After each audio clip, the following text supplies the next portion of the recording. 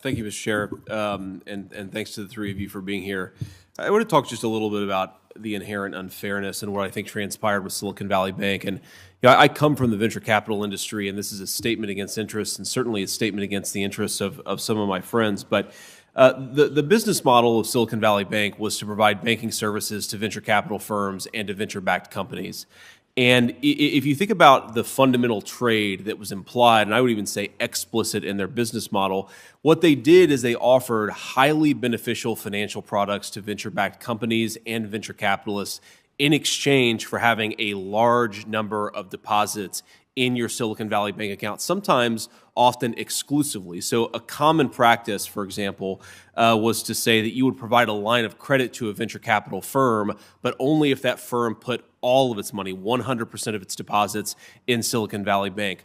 Or they would offer private jet financing and other goodies that are basically beneficial only to the very wealthy in exchange for having all of your deposits at Silicon Valley Bank. Now, given that that was implied in the business model of the bank, I think it's important that we use the term bailout, and I know that some of you don't like that term, but I think it's the only term that applies fairly here because we, using excess fees on community banks all across the country, effectively chose to bail out the uninsured depositors of Silicon Valley Bank. Now, there are some outrageous examples there. I think one firm had deposits over $3 billion. Another, I think Roku had deposits of $500 million. But there were a lot of people, a lot of firms at Silicon Valley Bank that had deposits well over $1 million, well over $5 million. And what we did in practice do was bail them out. I guess my first question, I'd put this to all three of you, and because time is limited, I'd like you to answer quickly, is what is the threshold? Whether you guys meant to or not, I think the implication of what happened with Silicon Valley Bank is that there are a lot of people who expect that their uninsured deposits are effectively insured at an unlimited level. Or if you're a banker, there's an assumption from a lot of people that at a certain level, if you're systemically important enough, your uninsured depositors are going to get bailed out. Maybe just go from left to right, starting with Mr. Greenberg, but at what level do you think uninsured deposits, in theory, are effectively unlimited uninsured in our banking system today? Well, if I may say, Senator, you're asking important questions. I think we have a lot of lessons to learn from this episode. The decision to cover uninsured depositors at these two institutions was a highly consequential one. Yes. That has implications for the system. I think we need, and I indicated in my statement earlier, we need to do a comprehensive review of our deposit insurance system and consider the questions that you raise. The FDIC is going to undertake that, and by May 1, we'll deliver a report including policy considerations to take into account. So we want to try to be responsive on that. Thank you. Mr. Barr. I also think you raise important questions. When we were looking at the systemic risk determination with respect to these institutions, we were thinking about the risk to the broader financial system, not the particular depositors at one or two institutions. We're thinking about and concerned about the extent to which that could impact regional banks across the country, community banks across the country. We were hearing concerns from bankers and from depositors, from businesses around the country. It's a difficult judgment, but one that, at the end of the day, a unanimous FDIC board and a unanimous Federal Reserve Board of the Treasury Secretary agreed that risk to the system was not a risk that was worth taking. And so, today I think we can, say that the banking system is sound and resilient, and the steps we took demonstrated that resilience and the safety of deposits around the country. So I'm less concerned with the decision itself, though obviously I have a lot of questions there. I think there's an open question about whether we could have provided the confidence to the banking system and the liquidity that was needed in case of a bank run without bailing out the uninsured Silicon Valley Bank depositors. I think that's maybe a topic for a follow-on hearing. But what I worry about is the fundamental unfairness here, that we've drawn a line, and I don't know whether the line stops at Silicon Valley Bank. Maybe it goes much further. Maybe it stops there, where if you're systemically important, which is a term that's impossible for anybody here to define with confidence if you're systemically important, your uninsured deposits are effectively unlimited in their insurance. Whereas if you're not systemically important, if you're a regional bank in Ohio, there's a very good chance that your uninsured depositors will not receive that bailout. And I think that uncertainty is a really, really big problem with what you guys have done. I'm not saying that in an accusatory way. I understand that there were reasons to do what you did, even though I don't think it was the right decision. I'm just saying I think it has some real moral hazard here. I know I'm over time here, so the one thing I'd ask here is just unanimous consent to introduce a letter to the record from American Share Insurance. This company provides private deposit insurance to most state-chartered credit unions, including the 43 in Ohio. And just on this point of moral hazard and on this point of unfairness, I'd like you guys to consider doing is extending the same implied offer that you gave to the Silicon Valley Bank uninsured depositors to do it a little bit further down the banking ladder so that everybody benefits from the rule that you guys have created for Silicon Valley Bank. Without objection. Senator. Thank you, Mr. Chairman. Thank all of you for your service. And thank you, Mr. Chair, and thanks to Deputy Secretary for being here. I would ask just a couple of questions about our sanctions regime and potentially, efforts within this body to really ramp up that sanctions regime. So, you and I believe, discussed last year, excuse me, how the sanctions on Russia after Putin's invasion of Ukraine, what effect they were having on the Russian economy, what effects actually matched our expectations, and what effects didn't match our expectations. We're a little further down the road here. It's April of 2024. Do we have a good sense of how the Russian economy did in 2023 and how effective the sanctions were or were not at inhibiting Russian growth? We have a better sense now than we did earlier this year. And to answer your question, Senator, I think what we have found is that the Russian economy has largely transitioned to a war economy, where all the tools of production have went from building out a diversified economy that was styled for long-term growth to one that is driven by a short-term need to build as many weapons as possible to further their war aims in Ukraine. And what did their GDP grow last year? Do you know? Their GDP, I believe, grew somewhere in the neighborhood of 1 to 2%. Okay, which is, frankly, at or above some of our European allies. And I really do worry here, and I agree with you that they've transitioned their economy to a war footing. That has its own internal momentum. And one of the things I worry, I know this isn't your area of focus, one of the things I worry some of my colleagues underappreciate is that war footing has a certain momentum to it. And we should be trying to arrest that war footing as much as possible, not leaning into it and prolonging this thing, because I worry that once Russia becomes an economy that only works in a time of war, that actually makes it more likely and that they're going to show aggression now and in the future. I want to sort of transition, and Mr. Secretary, how aware are you of of the Repo Act, REPO, that's sort of moving through this chamber? Are you sort of aware broadly with its outline? Yes, I am. Okay.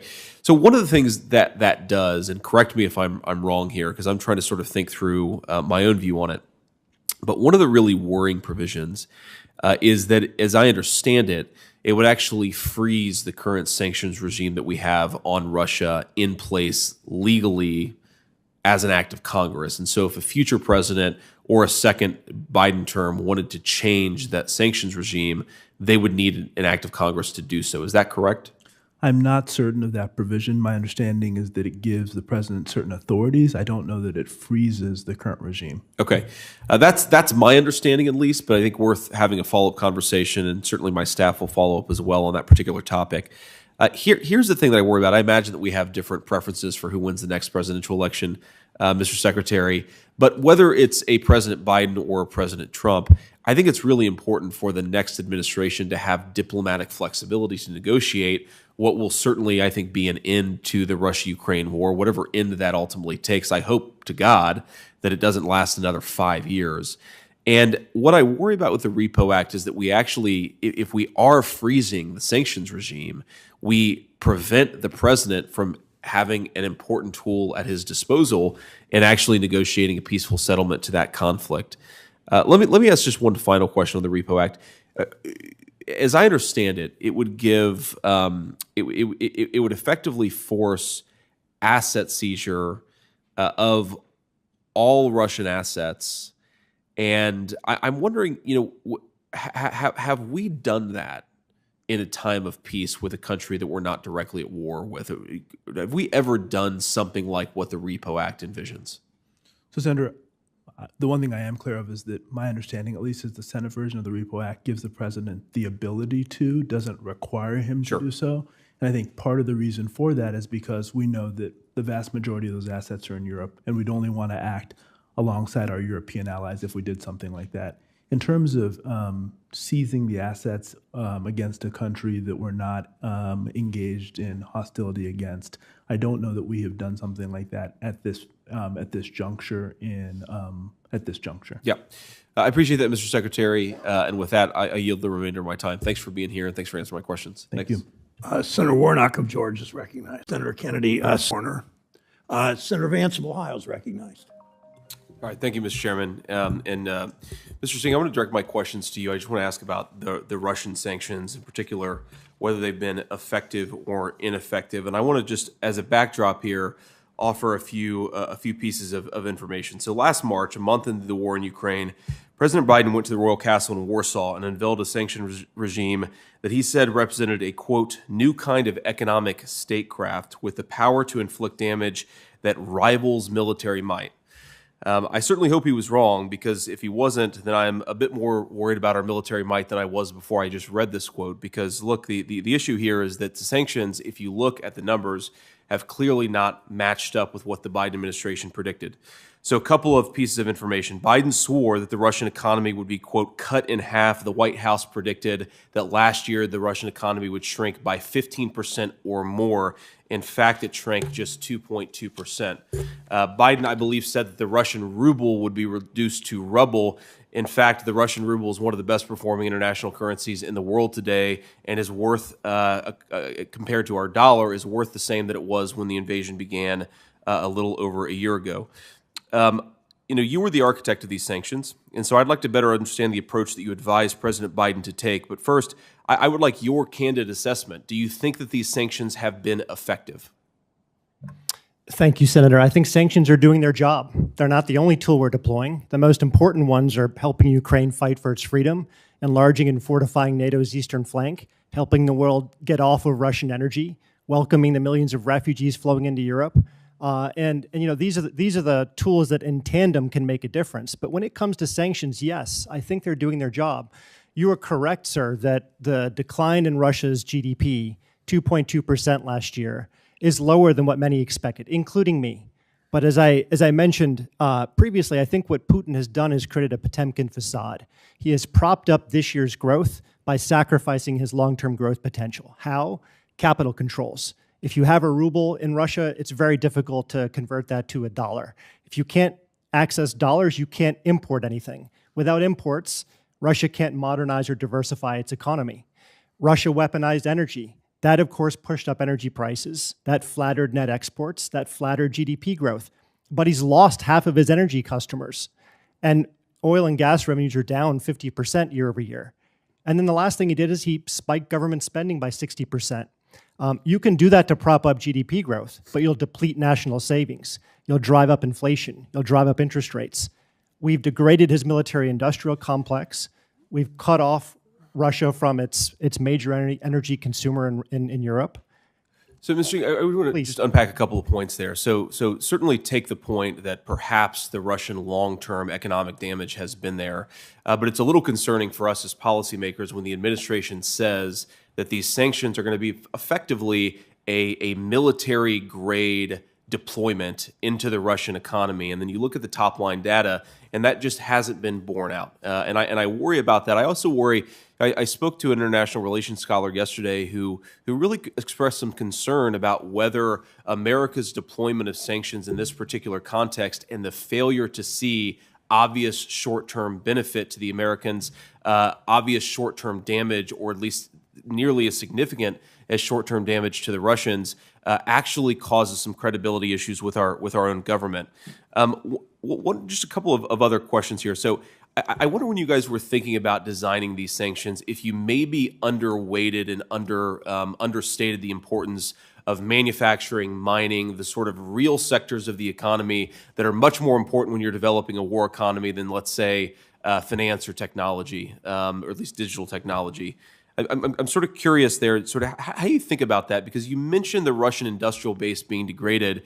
But when I look at the Russians, having a 6-to-1 artillery advantage against the Ukrainians and being able to, apparently as far as the eye can see, develop artillery munitions in a way where already America's stocks are being depleted. It looks on the ground as if the Russians continue to have not just an artillery advantage today, but will plausibly have an artillery advantage 6 months in the future. Did you guys underweight the importance of manufacturing, mining, the sort of the older economy, according to a lot of people, but the economy that actually matters when you're fighting a war? Thank you, Senator. It's a good question. Look, so we designed the sanctions to apply pressure where we have a strength that intersects with Russia's vulnerability. So foreign capital was one of those areas. Cutting edge technology was a second. And yes, we have gotten into supply chains where we feel like we had collective leverage over Russia. But, look, I think as it relates to the battlefield impact, we'll never know because the intelligence on the ground in Russia is so sparse. But every indication that I've seen is that he's running out of precision-guided munitions, running out of avionics, night vision goggles, satellites, tank production, car production, and he's having to rely on industrial goods like dishwashers and breast pumps to actually function his equipment in his military. He's relying on North Korea and Iran to substitute for the kind of technology you need to prosecute a war of this scale. Meanwhile, we're supplying the most sophisticated weaponry that we can to Ukraine. So I think we're giving leverage to Ukraine on the battlefield. That's really where it matters most. Sanctions will never be a substitute for that kind of support. Thank you. Thanks. All right. Thanks Thank you. And I've been left with... I want to direct some questions about housing first to Ms. Calder and to Ms. Yentl. And I want to sort of introduce this by... when I was a kid, we had a neighbor move in next door to us, actually, and I lived with my grandmother. And, she was a particularly troubled person, suffered with some serious substance abuse problems. And I remember one case in particular where she called the landlord, who was actually a family friend of ours, because before she moved in, this person lived there, and said, I've got a leaky ceiling problem. And the guy showed up and investigated, and the woman had passed out. She was on drugs on the bottom floor, and on the top floor, she had set a bath to run, and what had caused the leaky ceiling and, in fact, destroy the entire upper level of the house was that she had set a bath and then gotten high and passed out. And I think it illustrates a particular problem with some of the approaches that we've taken to homelessness and housing, where we tend to want to address so-called housing first without addressing the root causes of homelessness. And I worry about this in this particular context because whether it's in our urban communities or in our rural communities, if we don't treat the root cause of homelessness, we end up creating cycles of despair where even when you get women like this into a good home, ultimately it can be very destructive and not ultimately solve the very problem that we're trying to solve.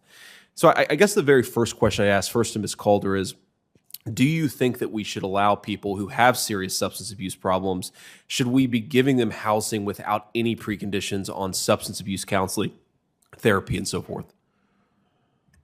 Look, I think that the homeless population is a diverse population. And Sure. so from my perspective, it doesn't make sense to have a one-size-fits-all policy. I think housing first is it's an idea that has been adopted pretty rigidly in places like California. There are complaints in California from shelters that are, women and children shelters only, and they say, look, we can't get any state funding for our homeless efforts here, but we're doing a really important job here.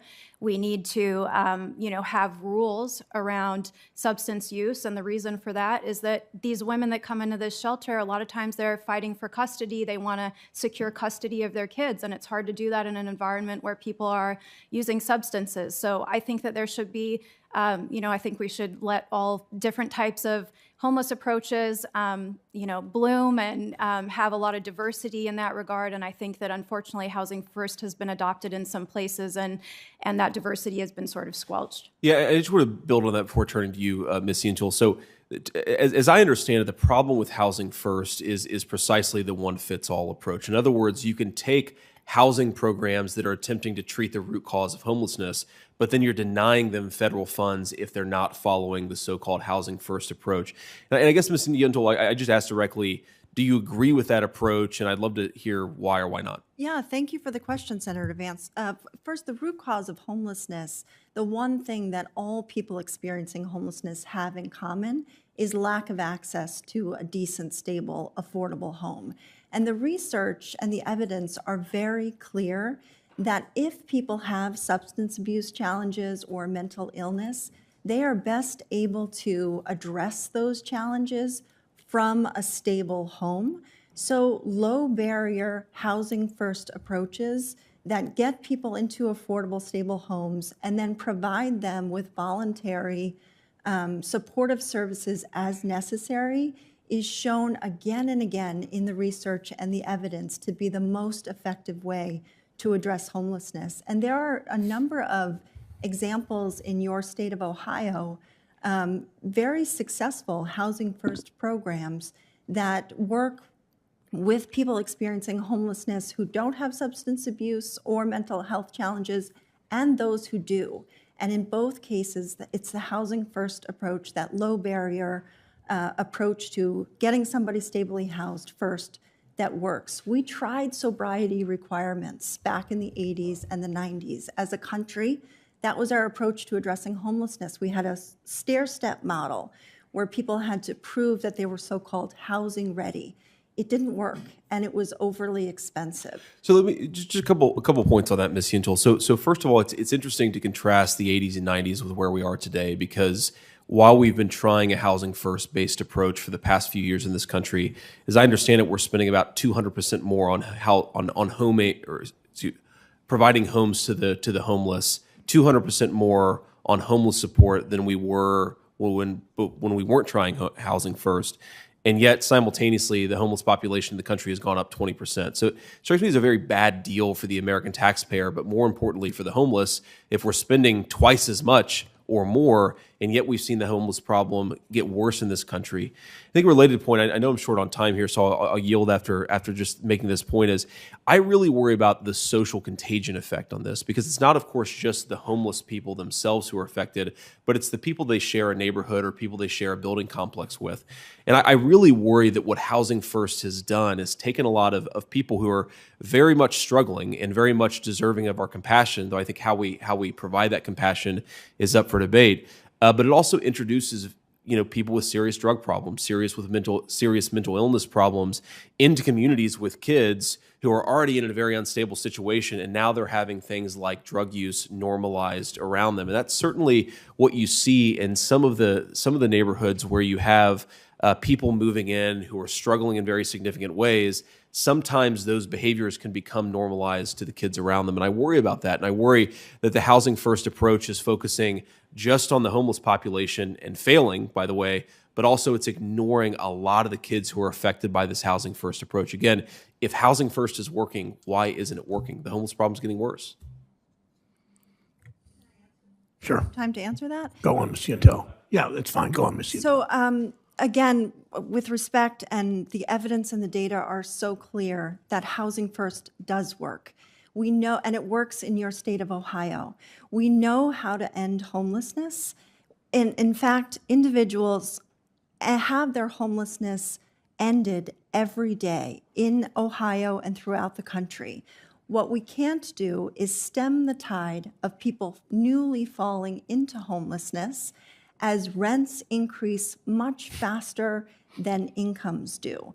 And to the point of mental illness and substance abuse and contagion, I would just say that there are many people who are safely housed who suffer from mental illness and substance abuse. And I think we don't hear the same concerns about contagion raised there. It's because their substance abuse isn't as public because they have the ability to close their door at night and get the services and resources that they need while they're housed. I would love to also just note that there are many different types of people experiencing homelessness. And actually, the majority of people who do experience homelessness are working households or households who have struggled with being able to make ends meet as rents skyrocket and the cost of their incomes does not meet the increased rent as well. So there's a lot. I would love to have a follow-up conversation with you and to introduce you to some of the Housing First providers in Ohio who could share with you their success with the program. Thanks, Senator Vance. Thank you, Ms. Utel. Senator Warren of Massachusetts is recognized. Thank you, Mr. Chairman. So our member to ask questions. I just want to clarify that the video that we saw earlier was a simulation done by Senator Cruz, I think, and his team. That was not a real video of the incident. There seems to be some confusion about that, so. No, ma'am, I knew it was a simulation. Yes, okay. Yeah. Thank you. You clearly stated that, but not everybody Got it. may have captured that, so we just want to reiterate that. Next I have Senator Vance. Thank you, Madam Chair. Mr. Nolan, thank you for being here. I did not realize that. I'm going to ask just a little bit about some of the unusual increases in obsession with the vocabulary and language that we're seeing in some of the FAA guidance and related documents related to our aviation industry. I want to ask, did the FAA issue a 176-page guidance document changing notices to airmen to notices of air mission in December of 2021? We did. This was in part to avoid using the gender term airman, correct? Yes, sir, I believe so. Okay. On November 10th, 2021, the FAA held an inclusive language summit. Are you familiar with this effort? I am familiar with it. Okay. During the summit, which had a solicitation published in the Federal Register, Deputy Administrator Mims stated that when we use terms like airmen or unmanned aircraft, sorry, I'm laughing because this has to be a joke, we're sending a message that only men belong in the aerospace community. Do you agree with that statement? Well, Senator, what I could say is that having been a pilot for 42 years and seeing the evolution of our aerospace industry, I started out in helicopters and have flown as a captain in big jetliners. Sure. Not everyone is a pilot today. We have drones, we have spacecraft, And so I do believe going to notices to air missions is absolutely the right thing to do. It is an accurate reflection of where our aerospace system is today. Fully supportive of that. And none of that, by the way, detracts from our mission, which is the safety of our airspace, and that will always be our North Star.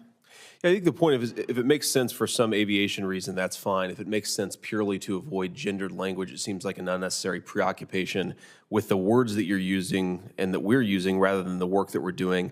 I want to just ask a couple of additional questions about this summit. The public notice for the meeting stated, if any individual employer, contractor, or industry partner feels excluded or marginalized because of language or words, the work of the agency suffers. Do you agree that the feelings of FAA employees about language are this important?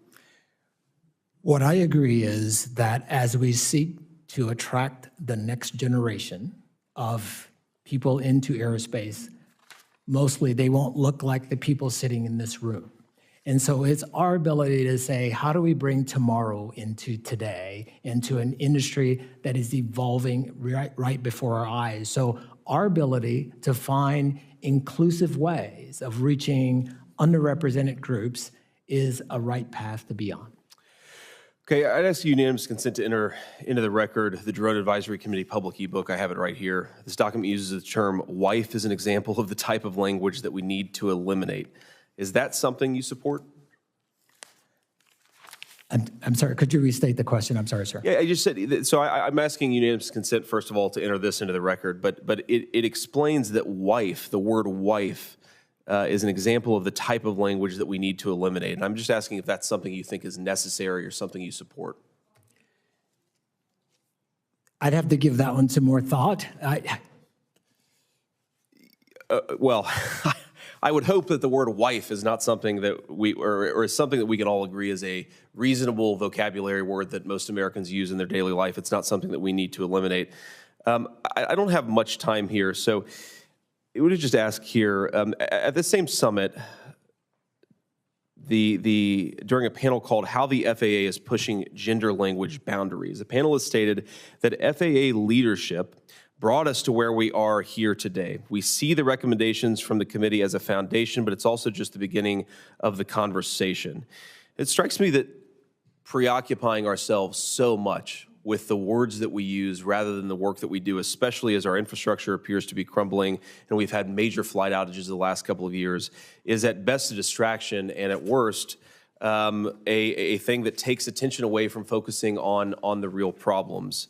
I worry, especially I represent the people of Ohio, and I'm very confident that the majority of Ohioans, if there's a pilot who is offended by the word wife or the word cockpit, maybe that person shouldn't be a pilot. So rather than kowtowing to people who are fragile, maybe we should actually say, if you're so worried about the words that we are using, you shouldn't be flying, multi-ton metal engines through the sky. And I just ask all of us to maybe try to focus as much on real problems, like the fact that our aviation system seems to not be working as well as it used to, than the fact that we may use uninclusive or under-inclusive language. Thank you, Mr. Senator Nolan. I Baldwin. appreciate it. All right, Senator Lujan, thank you. Mr.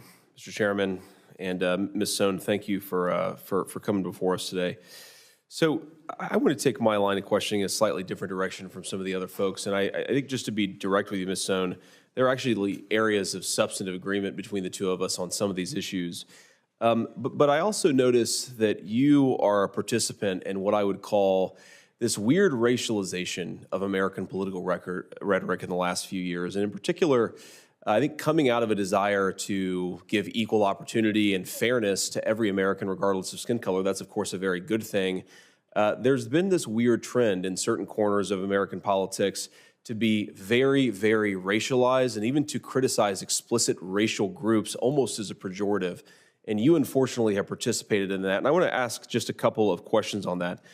Before I do, I want to illustrate this by pointing out something that's going on in my state. We have a very, very bad train crash in East Palestine, Ohio. It's caused a terrible chemical spill, likely environmental consequences as far as the eye can see. And of course, we're doing as much as we can to help constituents on the ground.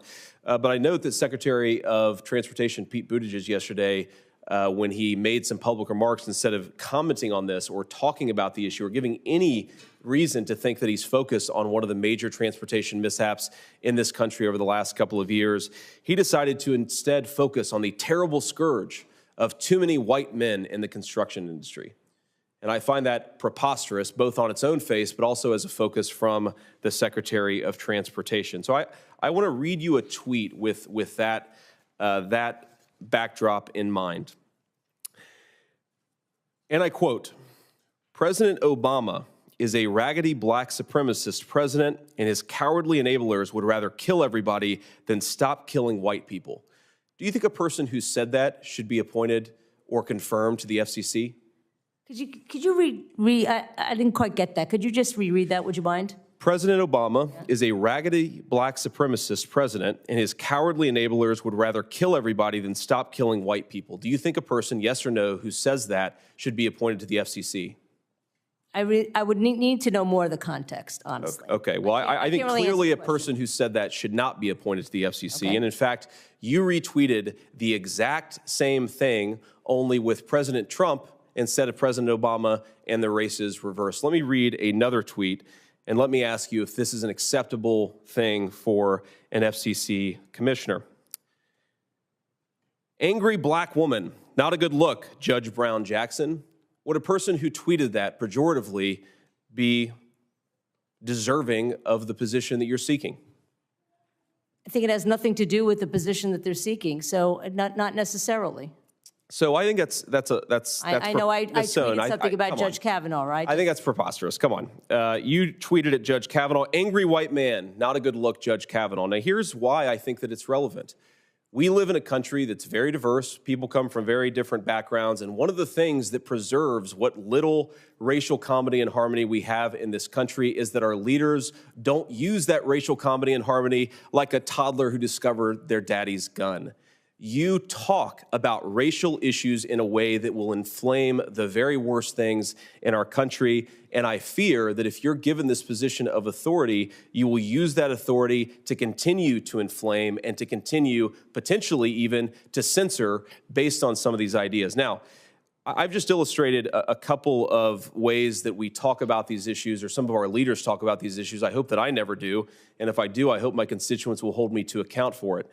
But one of the things that I fear here is that you're being appointed to a position with an incredible amount of control over the way that we communicate with each other, the way that we debate with each other, the way that our politics actually manifests itself in the public debate.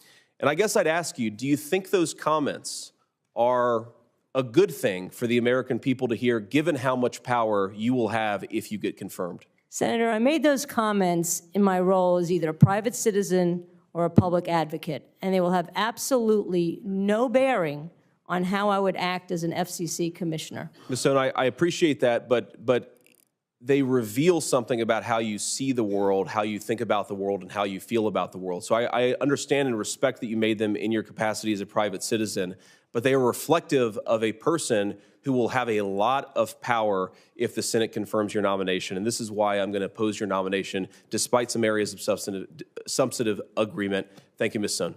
Senator, if I could just say, I can't just walk into the FCC and say, okay, Gigi Sohn wants all these things to happen and they will happen. Okay, first of all, I'm not going to be the chair, and let's put that one on the table and put that to bed, because that's the latest K Street rumor, right? That the White House wants to make me the chair. That's false. Okay, you have to, as an FCC commissioner, you have to follow the law. You have to follow the Administrative Procedure Act. There's a procedure before you. You have to follow the record. You have to meet with stakeholders. You can't just willy-nilly make a decision based on what your predilections are. And if I were to do that, well, first of all, I'd have to get 2 other votes, unlikely. But if that were to happen, a court could reverse it, because you have to follow process. And I think it's really important for people who think that I'm some sort of Svengali who could just walk into the FCC and make it bend to my will, that I can't do that under the law. Ms. Soto, look, I appreciate that, and I appreciate that we have a constitution and we have certain procedures we have to follow. Of course, I'm one of 100 senators, and I can't walk into this body and make things exactly as I want them. The point is not that you'll have complete power over the FCC. The point is that we live in a country that is undergoing a series of very toxic movements in the way that we talk about one another. And I think in particular, the racial dialogue, the racial rhetoric that you've used is disqualifying. Whether you have a lot of power or a little power, I don't think it's what we need in our public administrators. I yield the rest of my time. Thank you, Mr. Chairman. Thank you, Senator. Next. Thank you. Senator Vance. Great. Thank you, Madam Chair, and Mr. Washington. Thanks for being here. I want to ask just a threshold question here. So this is from the LA Metro Equity Platform. This is a graphic that appears, I believe, on the first page. And I understand this is something, the equity platform, you've supported over and over again in some of your public comments. I'd love for you to explain what this means. Well, thank you for the question, Senator. Yes, we advocated and supported equity in a big way at LA Metro and every organization that I have been a part of. I think it's crucial for us to understand diversity, equity, and inclusion. And so what you're looking at is equity with everyone on a level playing field, if you will. And that is what we espoused at every organization that I've been in, especially LA Metro.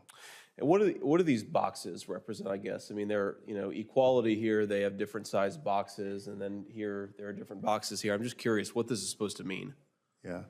Well, that is, opportunity, if you will. Opportunity and how you position people that may be less fortunate for the same opportunities that other people might receive.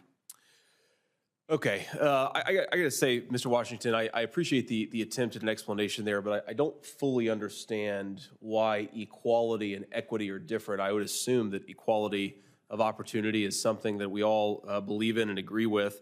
I worry just in some of your public comments and some of the things that you've said, you tend to take this focus of explicitly saying that color blindness, of looking at people without regards to skin color, is somehow in and of itself discriminatory. And I was hoping to elucidate that a little bit by appeal to this chart and try to understand it a little bit better. But I have to be honest, and I'm not trying to be rude, Mr. Washington, I just don't fully understand what this is meant to convey and how it might influence some of your policies. In an effort to kind of drill down to that, I just want to ask just a few questions here, because the aviation industry is maybe the single industry where aptitude and where safety matter more than almost anything else. I mean, I can't imagine even going under the knife. I'd probably choose having a safe pilot as more important than even going under the knife for a surgery. So I just want to ask sort of how this criticism of color blindness that you've had in some remarks in your career intersect with how you think about the standards for pilots that exist in the aviation industry. So a few just very direct questions. Do you believe that white, black, and Latino airline pilots should be able to read, speak, and understand English before becoming commercial airline pilots? Yes, I do. Great, thank you. Do you believe white, black, and Latino airline pilots should have to hold the commercial pilot certificate and an instrument rating as they currently have to do? Yes, I do. Great. Do you believe that white, black, and Latino airline pilots should have to have at least 1,500 hours of total flight time in order to receive an airline transport license? Yes, I do. Okay, thank you, Mr. Washington. I appreciate that, and here's the reason why I ask those questions, because there is an inconsistency between some of the diversity, equity, and inclusion rhetoric on the one hand, and the fact that we should hold everybody to equal standards no matter what. I have 3 young children, a 5-year-old, a 3-year-old, and a 1-year-old. A couple of their grandparents live in San Diego, California, so they're on a flight a couple times a year at least. I'm actually totally supportive of what you might call a Rooney Rule here. I absolutely believe that if we take, black citizens or white citizens or anybody who hasn't had the same opportunities as everybody else, it's great to make that extra effort to ensure that they have the opportunity to become commercial airline pilots or federal administrators or whatever the case may be. What I worry about is that some of our aviation industry, some of the experts and some of the ideas centered around diversity, equity, and inclusion seem to take the idea that we should relax standards in an effort to promote certain groups of certain racial or gender categories. And I just think that's a terrible, terrible way to run an airline industry.